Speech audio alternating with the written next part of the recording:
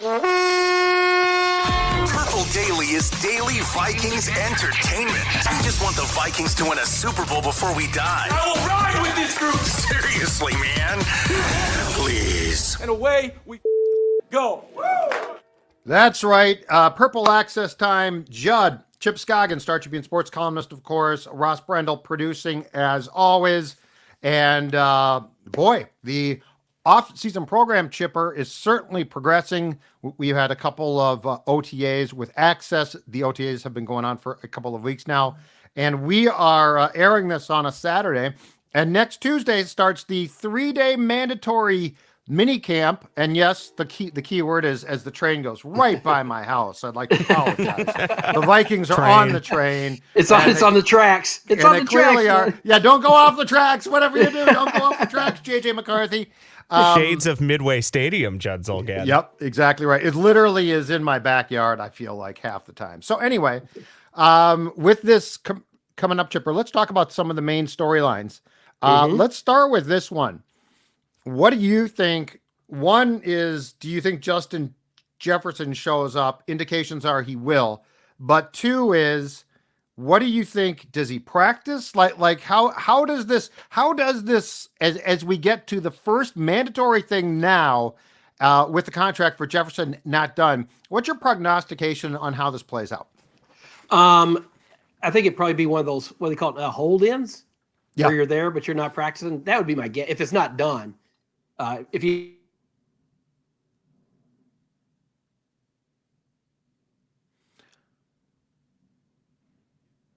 Chip looks great there, Judd, wouldn't you say? Chip is stuck in mid-sentence.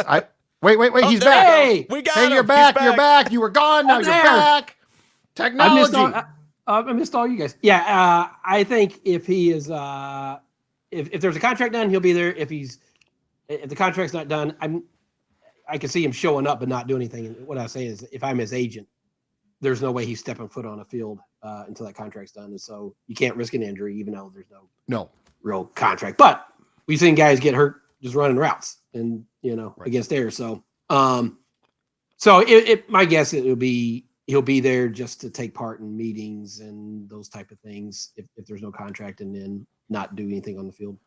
Are you concerned yet, or does concern not come till training camp, or does concern I'm just curious here because and by the way, count me in the non-Mike Florio group. I think this gets done. I don't think he gets traded.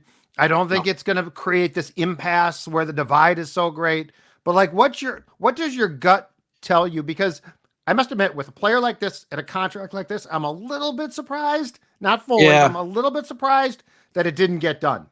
Well, I wouldn't say concerned, because you still have time as long as this is dragged out. There's still not, you still have the off season. I'm going to look at it both ways. I'm surprised because of his importance that it's not done. Yep. But I'm not surprised because you're talking about this is going to set the market and be unprecedented probably for a wide receiver. And so that to me, both sides are clearly, I don't want to say dug in, but I think for Jefferson's camp, they have something in mind what they want. Now, whether it's want to exceed Bosa money. If it was just, hey, I want to be the highest paid wide receiver, don't you think it would be done by now, Judd? Yes. I agree. So this thing is dragged out, and it could be along those lines, the guaranteed, which that's probably what is holding up, is how much of this is going to be guaranteed. I agree. And so I don't, ask me at the start of training camp, if it's not done, then I'll say I'm concerned. But as we sit here in late May, before even June, or is it June yet? I don't know. It's almost June. It's almost June. I wouldn't say I'm overly concerned, but I'm more curious that it's not done now, as much as they talked about the because every time you talk to Quay, wow, we're having this great dialogue. We're having constant dialogue. And he deserves a month. Is it going anywhere? It's Justin Jefferson June. No, it's Justin Jefferson July. He deserves a month. That's right. So the thing that, and I don't know, I do think this time is valuable, because I was reading the Jordan Addison quotes from his access at the camp this week, talking about how much, insight and how valuable this time is with Right. both quarterbacks trying to get on the same page and trying to figure out how each other works and develop that chemistry. So they're missing that. And that's the one thing, Judd, is as this thing progresses, these quarterbacks, both Darnold and JJ, are not getting it with Jefferson, and they're not getting it with Hawkinson. And so I think that missed time might reveal itself when the season starts. I agree completely there. So like that's my thing is I'm not panicked. I don't think it's going to be until training camp starts and he's not there. I don't think that it sets off bells and whistles about, oh my God, but I'm with you. I do, when Justin Jefferson didn't show up for OTAs a year ago, the quarterback was Kirk Cousins. And you're like, okay, he's worked with Kirk a ton. He doesn't really, if he gets work, great. If he doesn't, it's going to be fine. But you broach of what I do think is the one drawback here is these quarterbacks and Justin Jefferson have no familiarity. And if you look at what Justin does, and I know that it's a skill set that's phenomenal, but if you look at what he can do, I think it probably takes some adjusting, like just to have a real clear idea of when you are making a certain throw to Jefferson, you probably can't make that throw to 98%, right, of the league. Yeah. And so that's the one thing that I'm in agreement. I do think it's a setback not to have Justin getting work with Darnold and of course, McCarthy at some point as well. Yeah, and it felt like Cousins and Jefferson had got to the point where Cousins could throw it because he knew where Jefferson was going to be. Right. That doesn't just happen. The Buffalo throw. What they call it, time on task. Yeah, 100%. The Buffalo throw. Yeah, just throw it, and he knew where to place it because they had hundreds, if whatever, thousands of reps, right, together, practice, OTAs. I mean, it just, it can be tedious and boring watching that, but I don't think it's invaluable. I do think there's just something to be said about quarterbacks throwing to his. That's why we see it, guys, in the summer, go and have these little retreats where they throw to him. That stuff is just valuable because you learn how to, how a guy moves and Addison I thought was really good at talking about it. He's like, he's working on his releases and that he's just being more explosive there. And so all those things the quarterback needs to see and needs to get the feel for. And so it feels like there's going to be some catch up going when this deal eventually gets done. And same thing with Hawkinson. I mean, he can't, no fault of his own. He's just recovering from a major injury, but it just feels like they're going to have to play some catch up here once the season gets going. Spot on, gents, on getting some reps with J.J. McCarthy. I almost said J.J. Addison with J.J. McCarthy and Sam Darnold to Justin Jefferson and their receivers. But I want to go back just a few moments ago to when you guys were talking about Kwesi and where the Vikings stand with these contract negotiations with Justin Jefferson. And I'm with you. I think this is going to get done. I think it's always been more a matter of when it gets done, not if. But the longer it goes, the more doubt starts to creep into my mind, as I'm sure it does many Vikings fans. I guess my question to you two, when does hearing about the dialogue become a little disingenuous? Because this has been happening now since going back to early September. That seems like an awful long time. We've always been told they're close. If you're close, does it take now going on 9 months? Kids have been conceived and born since we were told this thing was almost done. Okay, so this is it's getting a little crazy, and it gets a little annoying when you hear, "Oh, we've had good dialogue." Well, have you had good dialogue for 10 straight months? And it's it's become kind of his stock answer, which I guess is better than him saying this thing's completely falling apart and talks are broken off. Which he's not going to say, but the comeback is like, are you moving closer with these talks? Because it's like, how long can you debate this? But I mean, when he says that, I sort of just shrug because, it doesn't mean anything really, other than you're not talking. But there's got to be some action here too. I mean, there has to be this thing, and I'm not worried. I'm not one of these people who thinks they're gonna have to trade him or it's gonna be turned acrimonious. I think they both know clearly what the other side's looking for. It's just at what point do they say, okay, let's get this done? I think as you get closer to training camp, that's when it will. And to be clear here, I will say from the Kwesi front, he has lapped the Rick Spielman. We are not trading Percy Harvin or Stephon Diggs. Like his stuff at the combine. I mean, I'm sorry. If he now trades Jefferson, he's going to look like a fool. It's one thing to lie. Like we know that you have to lie. It's another to get up and say all of the things, the linchpin player. I think he said that. Like he has gone a step too far now to be like, I just try to drive the value up.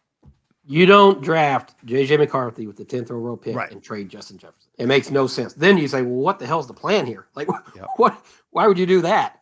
So they know that it's just, my hunch is it's guaranteed money, right, Judd? That's what Florio had in like March, and that's the one thing where I think he's right, and he must be hearing some things now.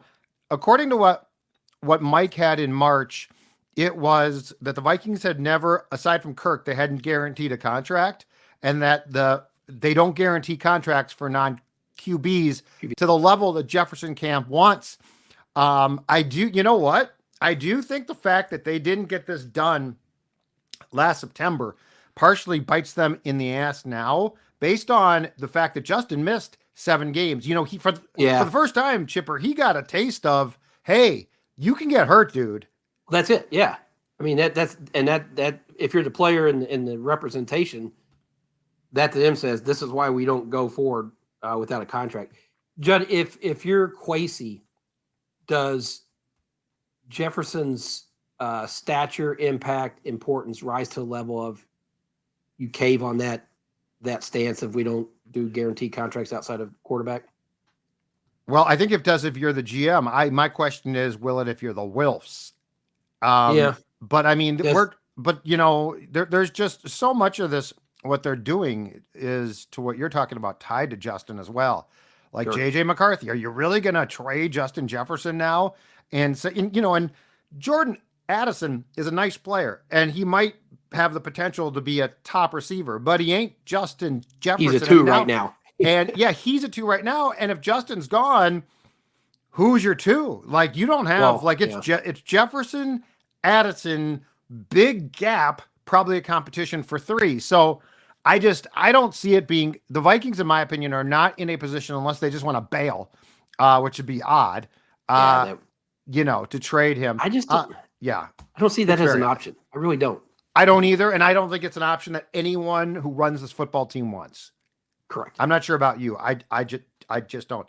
Talking Point 2 brought to you by our friends at Ugly Deck, because you know what, Chip Scoggins, springtime means deck time. A new deck from uglydeck.com.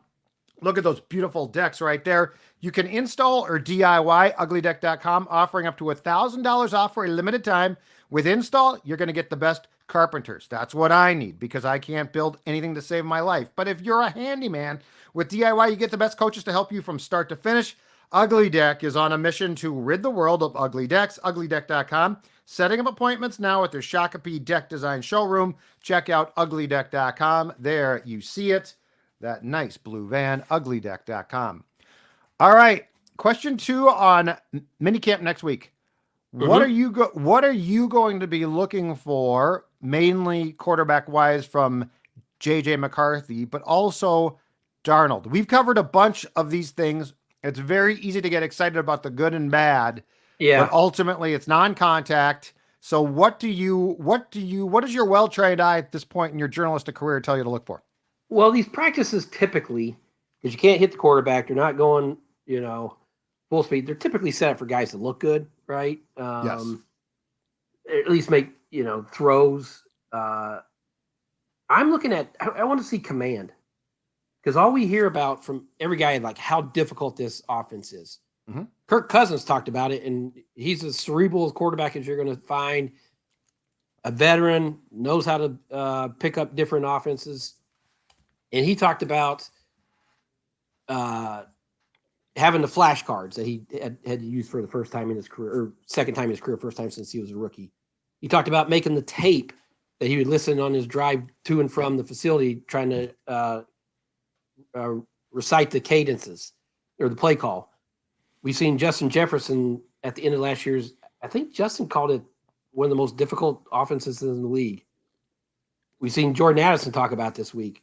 So I want to see like what these quarterbacks, where they're at, if there are a lot of Kevin O'Connell blowing a whistle for a play, like, okay, what are we doing? Like, if there's a lot of just indecision, if there's pauses that they have to take because they got the wrong play call, or the wrong personnel in there. I just want to kind of see how the quarterbacks are digesting this, because I just feel like it is a lot to learn, and it's a complicated thing for quarterback. I'm sure JJ McCarthy's head is absolutely about to explode at this point, trying to take this all in, and everything's probably just coming at him a mile, 100 miles an hour. So I kind of just want to see what their command is in just running the offense. I am curious about this too. And we saw this, and I think that KOC and Kirk good-naturedly, to a certain degree, complained about this last spring at this time, and that is going up against Brian Flores' defense, because I will say he's installing too, Judd. He is installing too. I don't blame him, but I think he is hard pressed to give a damn about if your quarterback feels good about himself. And so like I remember, I think it was Kirk was like, oh my God, they're throwing a ton. And that was not what you're talking about, which is learning the offense. That was him saying like, these looks are like September looks and it's June. Well, remember Kirk said, this is not a defense that we're going to see a lot, and he sort of feels like he's trying to. And you sort of pissed. He was trying to prepare and scout for that defense, and not take the long views. Like, okay, just worry about us. Don't worry about what they're doing. And right, but Brian Flores has to figure out what he has too, and what guys he can put in certain situations. So I think the offense got frustrated with what all the exotic blitzes and different things. It was like mid-November for Brian Flores and his defense. Like you're just throwing different looks at him. So, that'll be, I'm sure that's probably adding a layer of complication to these guys trying to pick up the offense, but also seeing different, blitz packages and stuff. So, that'll be interesting to see too. And this is where Darnold becomes so important too, because this is where, to what we're both talking about, McCarthy's going to need time. Like if you think you're going to show up at day 5 of training camp practice and JJ McCarthy's putting on an aerial show, I got bad news for you. This is where Sam's experience and the fact that he's sort of the sacrificial lamb to take the lumps becomes important. I was reading a quote from him, Judd. I guess I knew this, but maybe just forgot it or whatever. It's like Sam Darnold said, at the start of OTAs, he's like, going into year 7, like year 7 for Sam Darnold. Yep. It's hard to believe like he's been around that long. Like I guess you just when you forget about him, And 4th franchise, Chip. Yeah. It's crazy. What was it? Did he get through 5 with the Jets? 4 with the Jets, 2 with Carolina? I thought it was 4 with the Jets. It was 4 with the Jets, 2 with the Panthers, and then 1 with San Fran. With San Fran as the backup. 6, as the backup. Yeah, and I mean he is. It's interesting between him and McCown. You've got 2 guys that have seen everything that can go wrong. I mean, Josh has played for, going back to the Cardinals, how many teams? And Darnold, was force-fed into, and he might have been a bust, but that Jets thing, he had no shot. And then it's not like Carolina's well run of late. No. So like his first real probably positive experience in football as a pro was last year with Shanahan and the Niners. And I do wonder, I do think being in that system probably helps him assimilate with KOC's system, because there's probably some some verbiage and just different things. But I'm really curious to see what Darnold looked like, because you can look at each of those situations, at least the first 2, and say, man, that was a tough situation for any quarterback to try to navigate that. Well, just as McCarthy and all the rookies were saying, this was an ideal situation for them. I'm guessing Sam Darnold feels the same. Yes. You got a quarterback, head coach, the best wide receiver in the league, tight end. I would say how are we qualifying their offensive line? Above average, average? Two good tackles. Dalton Reisner being back at left guard makes Blake Brandel a swing man. But they were saying Blake Brandel's still the starter at left guard. I'm not buying that for 1 second anymore. I think you want him as a swing man because guys get hurt. Yeah. He also could push Ed at right guard. Sure. If Brandel get your best five out there. Get your best exactly five. right. Exactly right. Well, but finish that thought. I think this is good, for Sam Darnold. I'm curious to see, this has to feel like a new lease on life. Even though it's a 1-year deal and you're a bridge quarterback. 100%. This is a way for you to show the rest of the league, hey, I want a new deal after this year. What's funny about this, Chip, is we saw, and the patience now is gone, so this is rare now. Sam Darnold is the type of quarterback who, when we were kids, would have flopped, got another chance, like gone to a steady, San Fran. Yeah. You're a backup, but you learn a lot, and then you come out and you're good. I'll never forget. I forget his exact career arc, but Jim Plunkett led the Raiders when we were young to the Super Bowl in '80, and he had been with like the Patriots, and at that time the Patriots were a disaster, and he had flopped, and then he got moved around. But so like if patience was still a thing, it sort of is. But if it was still a thing, like Darnold, I don't think his long-term success is going to come here, but he could definitely put himself firmly back on the quarterback map with a decent year. And that has to be his mindset, obviously, is like, okay, have a good productive year. They're switching quarterbacks after this year, but there's always a handful of teams that are quarterback needy at the end of each year. Maybe I'm sure he's trying to parlay this situation into, another long-term deal somewhere. Last thing off what's going to be coming up next week. Are you with me in this? I think the Dallas Turner pick might end up being absolutely fantastic. McCarthy, it's going to take some time, and that's fine. But, Dallas Turner probably, you can make a very good case, ordinary year in the draft, top 10 pick. He's not an overly big dude, but he's fast. Darrisaw was talking about his incredible spin moves. And I just see a real opportunity here with Van Ginkel, with Grenard and Turner for Flores, who loves guys like Turner to play a huge role. I won't be surprised one bit if at the end of the day for this season, Dallas Turner is in the running for the NFL Defensive Rookie of the Year. I agree. And, I'm always a little bit leery to put too much expectation on a rookie because you just don't know. Right. But having watched a lot of him in college, he's a game wrecker. He is so fast. Now, obviously, you're going to get NFL players now, not college tackles. But I just think this is a perfect place for him because of the defensive coordinator, because of the additions, as you mentioned, that they made with Grenard and Van Ginkel. I think Brian Flores is going to be able to be creative with him. I just think he has, and you're right. I think because of the quarterbacks, all that thing, the run on the offensive players, he was going to be a top 10 pick in most years. Right. I just think he's going to be really special in this defense. I really do. I think he has that kind of talent, and that's why they made the move to go get him. Right? Yes. I mean, they realized, like, holy cow, he's there and available. Let's do it. I just think he's that kind of special talent. And if he could bring what he showed in college, yes, and apply that to the NFL, I think they have something. Exactly right. All right, Roscoe, let's close this show out with some Josh McCown trivia because, as you point out, this man is well-traveled. Yeah, Josh McCown has played for 9 different NFL teams. I'm going to let you guys do this together. Can you try and name those 9 teams? You don't need to do them in order, but can you name the 9 teams that he played for? Your odds are pretty good. That's basically a third of the league. So let's try and go through this, gentlemen. Cardinals. That is 1. The Jets we talked about. Yeah. Yes, Cleveland. that is 2. Cleveland is 3. Was he Raiders?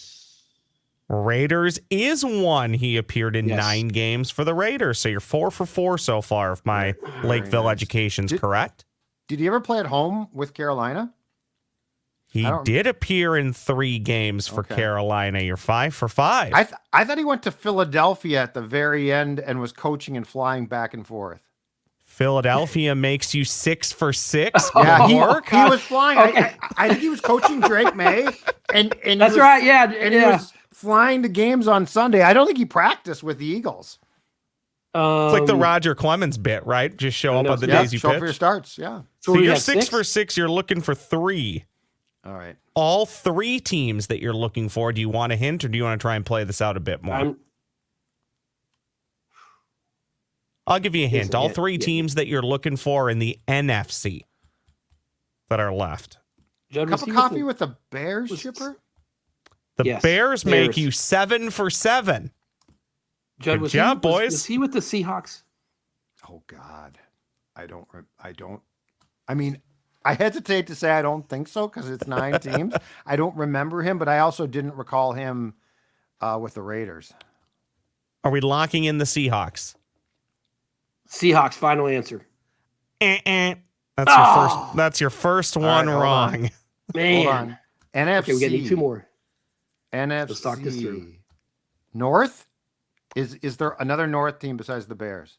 There is another North team. Can you guess which one? Lions? It's the Lions. That makes you 8 for 9. Can we get an A- and go 9 not for a 10, Packer. boys? I'm almost positive he was never a Packer. No, he wasn't. Rams? Oh, boy. Or it might have been the NFC. There might be another East team.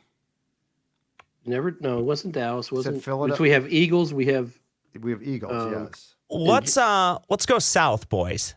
Okay. Titans? NFC team. NFC South.